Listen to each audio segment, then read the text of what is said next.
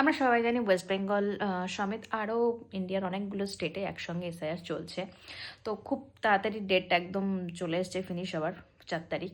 তো আবার 9 তারিখে তো আমাদের একটা ড্রাফট রোল বেরোনোর কথা রয়েছে। তো যে সমস্যাটা এখন করা হচ্ছে আর কি, সবাই ফেস করছে, মানে যারা কাজ করছে তারা ফেস করছে, যে ইলেক্টর অন্য জায়গায় ম্যাপিং হয়ে যাচ্ছে। অন্য জায়গায় ম্যাপিং হয়ে যাচ্ছে বলে মানে আমি বলি, ধরুন আমার আমার নামে অন্য এক জায়গায় এক সেম লোক থাকতেই পারে। তো কি হচ্ছে, অনেকে কি হচ্ছে মেলাচ্ছে না, মানে সিরিয়াল নাম্বার বা লিস্ট মানে ভোটার নাম্বার এপিক নাম্বার মেলাচ্ছে না।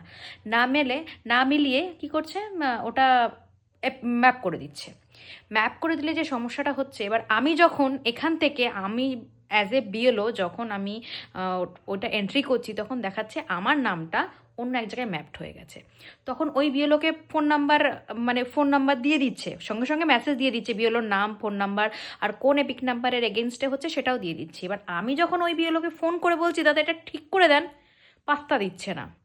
এতে সমস্যা কি হচ্ছে, বিপদে পড়ছি, আমি বিপদে পড়ছি যেহেতু কাজটা করছি। আর কে বিপদে পড়ছে, যে কাজটা মানে যার নামে এপিকটা রয়েছে তার অন্য জায়গাতে ম্যাপিং হয়ে গেল। ধরুন আমার এখানে বনগাঁতে বাড়ি, আমার ম্যাপিং হয়ে গেল মুর্শিদাবাদ।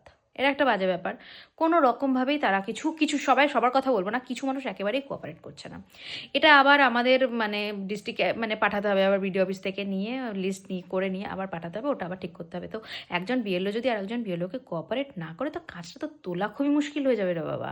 এটা কেন বোঝে না মানুষ, না বুঝতে চাইছে না, আমি জানি না। এটা একটা আমাদের অনেক বড় একটা কাজ, এটা কোঅপারেশন ছাড়া সম্ভবই নয় কোনো রকমভাবেই। কি জানি বাবা কী ধরনের মানুষ এরা। তো চলো, টাটা, গুড নাইট। দেখি আজকে এখনও শেষ হয়নি কাজ, কাজ করছি, কত দূর হয়। দেখা হচ্ছে পরের একটা ভিডিওতে, তত সময়ের জন্য বাই বাই।